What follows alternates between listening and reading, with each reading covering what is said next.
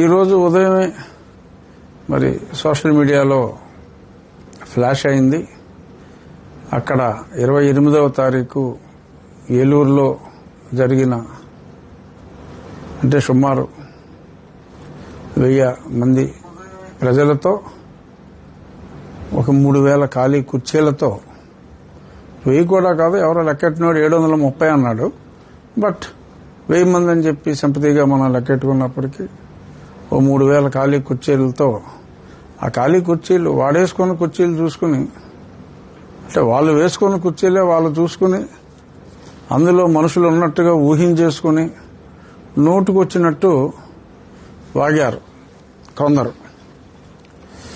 So అలాంటి వాగ్గేయకారుల్లో ఒకరిని నోట్లో అని చాలా జుగుప్సాకరంగా మాట్లాడిన వ్యక్తిని మరి నిన్న మొన్న సోషల్ మీడియాలో కూడా ప్రజలు ముక్తకంఠంతో ఇలాగా ఆ నోట్లో గాని నోట్లో ఉన్న నాలుకను పీకి కానుకలుగా ఇచ్చేవాడిని అంటే వాడు చాలా అతిగా పేలాడు. ఇప్పుడు సభ్యత అనేది చాలా అవసరం. నేను 4 సంవత్సరాలు ప్రతిరోజు మీడియాలో గంట మాట్లాడి పోరాటం చేశాను. ఏ రోజు కూడా అప్పటి ముఖ్యమంత్రిపై కానీ ఎవరి మీద కూడా నేను తూలనాడినట్టుగా మాట్లాడాలి. ఎందుకంటే ఒక డెకోరం ఉండాలి, ఒక సభ్యత సంస్కారం ఉండాలి. అది లేకుండా అది కోసేస్తా ఇది కోసేస్తా అనో నోట్లో ఎలా అంత జుగుప్సాకరంగా మాట్లాడే వాళ్ళని సభ్య సమాజం హర్షించదు. అదే విషయం మరి సోషల్ మీడియాలో కూడా ఎంతోమంది ఈ ప్రభుత్వం ఇలా మాట్లాడే వాళ్ళని ఎంకరేజ్ చేస్తుందా, ప్రోత్సహిస్తుందా ఏమిటి అన్నట్టుగా మరి చాలామంది వాళ్ళ మనోవేదనని సోషల్ మీడియా ద్వారా తెలియచేశారు. అలాగే పెద్దలు పవన్ కళ్యాణ్ గారి గురించే కాకుండా నా గురించి కూడా మాట్లాడిన మాటల మీద సోషల్ మీడియా చాలా మీడియా స్పందన ఎలా ఉన్నప్పటికీ ఇవాళ మీడియా అంటే సోషల్ మీడియాయే. సోషల్ మీడియా చాలా తీవ్రంగా స్పందించింది. మరి ఈరోజు ఉదయం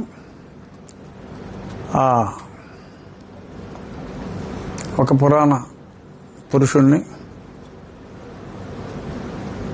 రావణుణ్ణి ఈరోజు అర్ధరాత్రి సోషల్ మీడియా కథనం ప్రకారం, ఇంకా మెయిన్ మీడియాలో వచ్చిందో లేదో, సోషల్ మీడియా కథనం ప్రకారం 12:30కి అరెస్ట్ చేసినట్టుగా పిఠాపురం పోలీసులు మరి కాకినాడ జిల్లా మరి అక్కడి నుంచి అరెస్ట్ చేసినట్టుగా తెలిసింది. ఖచ్చితంగా ఇది ఎట్టకేలకు ఆహ్వానించదగిన పరిణామం. చాలా సంతోషంగా ఉంది. కనీసం పవన్ కళ్యాణ్ గారి విషయంలో మరి కూటమిలో అతి ముఖ్య నాయకుడు ఆయన, మరి ఆయన్నే అంత దారుణంగా పరిహసిస్తూ ఈ జడకుమారుడు కూడా మరి డిగ్రీ క్వాలిఫికేషనా, మరి అలా అనుకుంటే డబుల్ PhD చేసిన వాళ్ళే ముఖ్యమంత్రులుగా ఉండాలని మరి అతని ఉద్దేశం. అతను ఏదో మేజిస్ట్రేట్ పరీక్ష పాస్ అయ్యాడంట, అందుకని అతనికి డిప్యూటీ సీఎం ఇవ్వాలి. 10వ క్లాస్ చదువుకున్న పవన్ కళ్యాణే డిప్యూటీ సీఎం అవగాలేందని చెప్పి తనకు తను డిక్లేర్ చేసుకుని, సరే అతని ఆశయాలను అతను చెప్పుకుంటే తప్పులేదు. కానీ అవతల వ్యక్తిని అంత నీచంగా కించపరుస్తూ నా విషయంలో కూడా ఫిజికల్గా రెచ్చగొడుతూ నాలుక కోసి కానుకలు ఇస్తానంటాం. సమాధి రెడీగా ఉంది, ఖబర్దార్ అంటాం. అలాగ దేశంలో ఉన్న చట్టాలని వైలేట్ చేయండి, నేను మీకు అనుమతిస్తున్నాను అని చెప్పి ఇష్టం వచ్చినట్టుగా రెచ్చగొడుతున్నట్టుగా మాట్లాడటం. మరి ఇవన్నీ దేనికి సంకేతం? ఇవి చూస్తూ భరించే మంచి మనసు ఎంత మంచి ప్రభుత్వం అయినా కూడా ఉండదు. జడ శ్రావణ్ కుమార్ గారు దేనికైనా శిశుపాలుడైనా మరి 100 తప్పుల వరకే భగవంతుడైన శ్రీకృష్ణుడు క్షమించాడు. మరి మిమ్మల్ని ఇంకా ఈ ప్రభుత్వం మన్నిస్తుంది అనుకోవటం పొరపాటు. మీ శిశుపాలుడు లిమిట్ మీరు ఆల్రెడీ క్రాస్ అయిపోయారు. నేను చెప్పాను, శ్రావణ్ కుమార్ గారు మాట్లాడిన చెత్త మీద నేనైతే కంప్లైంట్ ఇవ్వను. నా అభిమానులు ఎవరైనా ఇస్తే ఇచ్చిన పిదప ఈ ప్రభుత్వంలోని పోలీసు విభాగం ఒకవేళ చర్యలు తీసుకుంటే చాలా సంతోషిస్తానని నేను చెప్పడం జరిగింది. నాకున్న సమాచారం మేరకు నా నియోజకవర్గంలోనే కాకుండా సంఘటన ఏలూరులో జరిగింది కాబట్టి ఏలూరులో కూడా ఎవరో అక్కడ కంప్లైంట్ ఇచ్చినట్టుగా ఎఫ్ఐఆర్ అయినట్టుగా నాకు తెలిసింది. నా అభిమాని ఒక అతను నాకు ఫోన్ చేసి ఇలాగ సంఘటన ఇక్కడ జరిగింది కాబట్టి నేను ఇక్కడ కంప్లైంట్ ఇచ్చాను రాజుగారు, ఎఫ్ఐఆర్ అయింది అని చెప్పాడు ఆయన. ఈరోజు ఉదయం నాకు ఏలూరు నుంచి ఫోన్ చేసి మరి ఎఫ్ఐఆర్ కాపీ ఇంకా రాలేదు, అఫీషియల్గా న్యూస్ రావచ్చు. ఏదైనప్పటికీ మంచితనానికైనా ఒక హద్దు ఉంటుంది. ఆ మంచిని నీ వెనకాలయ్యో ఓట్లున్నాయని ఆ ఓట్లను చూపెట్టి యువతల వ్యక్తులు భయపడిపోతారని ఇష్టం వచ్చినట్టు వాగినప్పటికీ నాలిక కట్ చేస్తారన్న భయంతో నోరు మూసుకుని కూర్చుంటారని ఊహిస్తే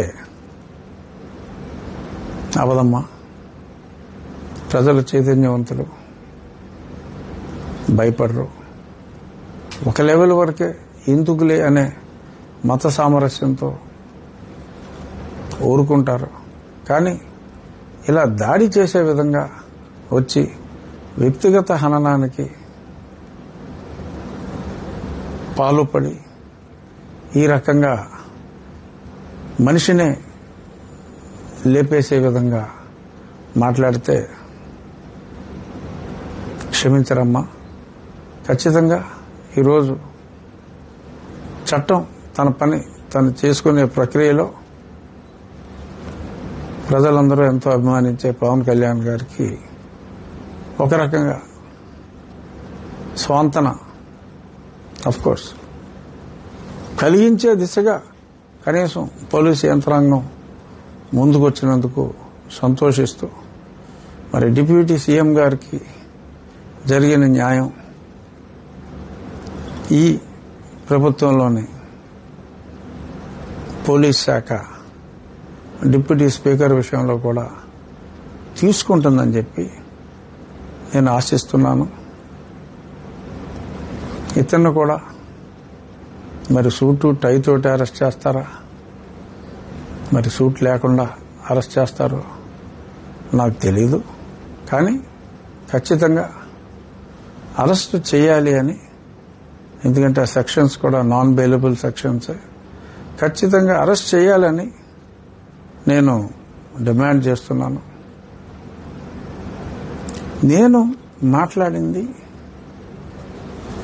రాజ్యాంగంలోని ఆర్టికల్ 341 ప్రకారం, 25 ప్రకారం మతం మారే స్వేచ్ఛ ఉన్నప్పటికీ 341 ప్రకారం ఆ మతం మారినది క్రైస్తవం కానీ ఇస్లాం కానీ అయితే వారికి ఈ షెడ్యూల్ కాస్ట్ వారికి ఉద్దేశించబడిన ఈ రిజర్వేషన్స్ చెల్లవు అన్న అంశం రాజ్యాంగంలో ఉంది. సుప్రీంకోర్టు దాన్నే రీఇటరేట్ చేసింది.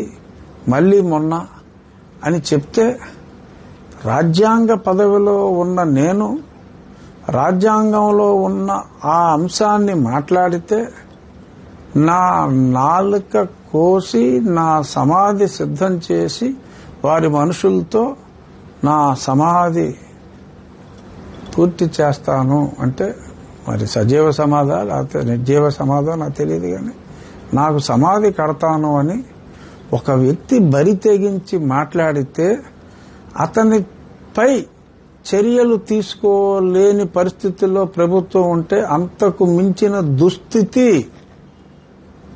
ఏ రాష్ట్రంలోనూ ఉండదు. ఇది అటాక్ ఆన్ కాన్స్టిట్యూషన్. రాజ్యాంగబద్ధ పదవిలో ఉన్న నన్ను రాజ్యాంగం గురించి మాట్లాడితే నాలుగు కోసి సమాధి చేస్తాను అని చెప్పిన తర్వాత కూడా చర్యలు తీసుకోకపోతే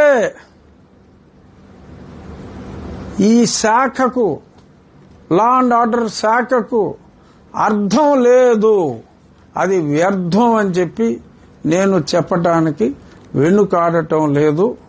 This is what I wanted to demand. I am demanding it. That person has to be arrested. రాజ్యాంగబద్ధ పదవిలో ఎందుకుంటాం? రాజ్యాంగబద్ధ పదవిలో మమ్మల్ని పెట్టడం ఎందుకు? రాజ్యాంగాన్ని సూచించాలి, పాటించాలి అని చెప్పి సూచిస్తే నన్ను చంపేస్తానంటే మాట్లాడరా? అరెస్ట్ చేయరా?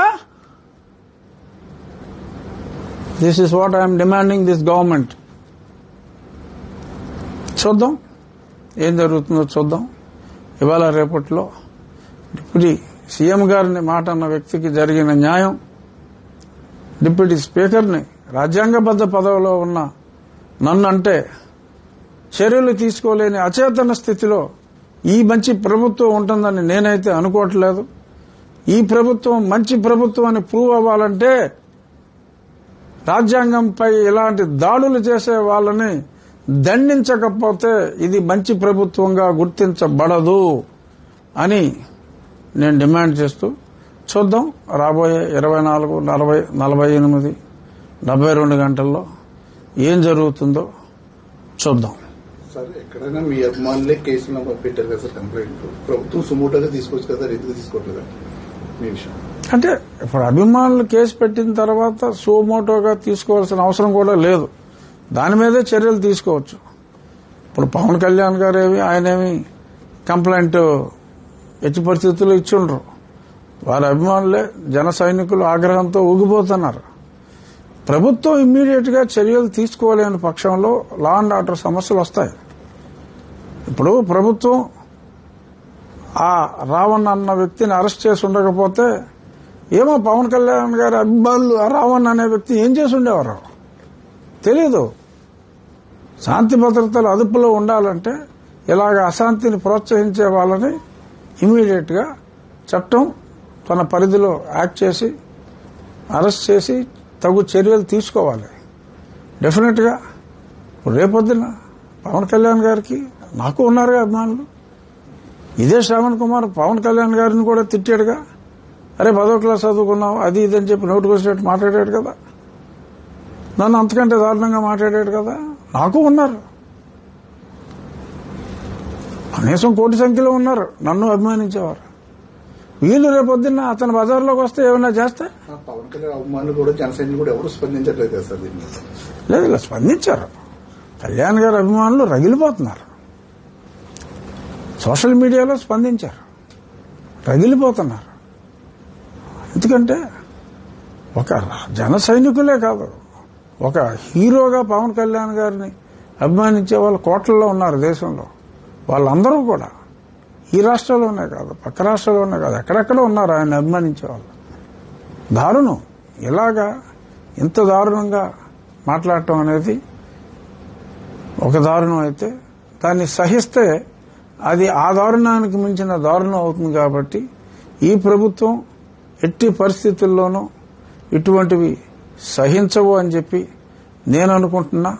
ఇదొక హెచ్చరిక కావాలి. మరి నిన్నే సస్పెన్షన్లో ఉండగానే ఒక అధికారి కథ సమాప్తం అయింది. అతని భార్య కూడా మరి అతని మీద కంప్లైంట్ ఇవ్వటం జరిగింది. మరి ఇప్పుడు అతను మరి ఇవాళ రేపు ఏదో మరి సన్మానాలు చేయించుకుని ఏదో ప్రజా జీవితంలోకి వస్తానని చెప్పి ఏదో సోషల్ మీడియాలో చూసాం. రావచ్చు, ఎవడైనా రావచ్చు ప్రజా జీవితంలోకి. ఇది కొంచెం కంట్రోల్లో ఉంచుకోవాలి. మరి ఆ కంట్రోల్లో ఉంచుకోనప్పుడు మరి ప్రజలు కంట్రోల్ తప్పే అవకాశం ఉంటుంది. మరి ప్రజలు కంట్రోల్ తప్పే అవకాశం లేకుండా ప్రభుత్వమే చర్యలు తీసుకోవాల్సిన బాధ్యత తీసుకోవాలి. కాబట్టి ఖచ్చితంగా ఈ అతిగా వాగుడు వాగి ఒక మతాన్ని అడ్డం పెట్టుకునో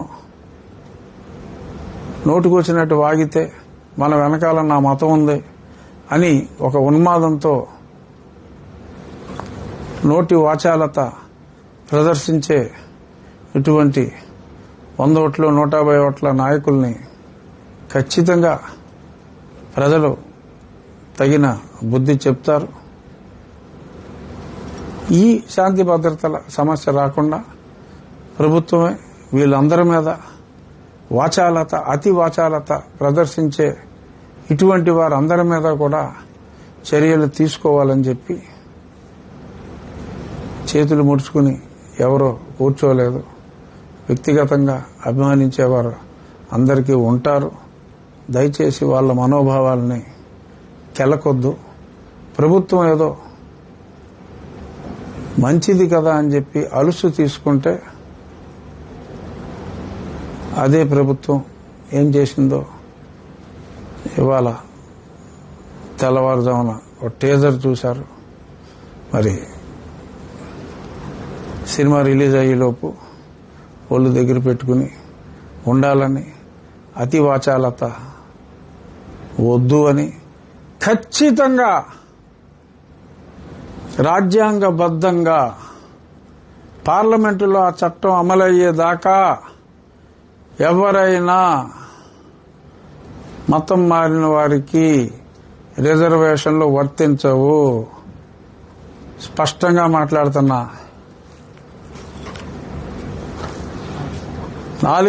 ఈ నాలుకతో స్పష్టంగా మళ్లీ మళ్లీ పదే పదే అదే మాట చెప్తున్నా. ఓకే. ఇప్పుడు నిన్నటి వరకు నేను రాజ్యాంగ పదవిలో ఉన్నారు, ప్రభుత్వం ఇప్పుడు ఉన్నాను కదా. ఇప్పుడు ఉన్నారు సార్. అతను సునీల్ కుమార్ గారు నిన్నటి వరకు గవర్నమెంట్ లోనే ఉన్నారు కాబట్టి గవర్నమెంట్ లో ఉన్నారు కానీ సస్పెండ్ అయ్యారు కదా. సస్పెండ్ అయ్యారు, యాక్షన్ తీసుకోలేదు. ఇవాళతో ఆయన నిన్న సాయంత్రంతో ఆయన కామన్ మ్యాన్.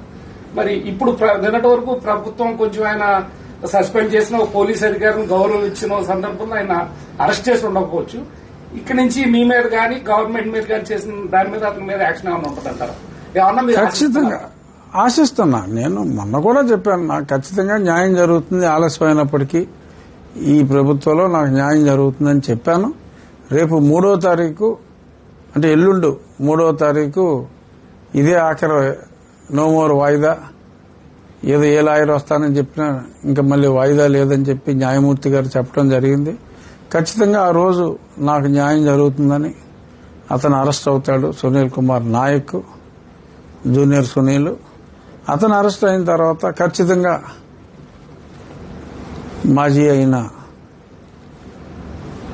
నేరాలు ఇన్వెస్టిగేషన్లు కంటిన్యూ అవుతున్న మాజీ అయిన ఆ వ్యక్తి మీద కూడా ఖచ్చితంగా అరెస్ట్ ఉంటుంది అనే నేను భావిస్తున్నా.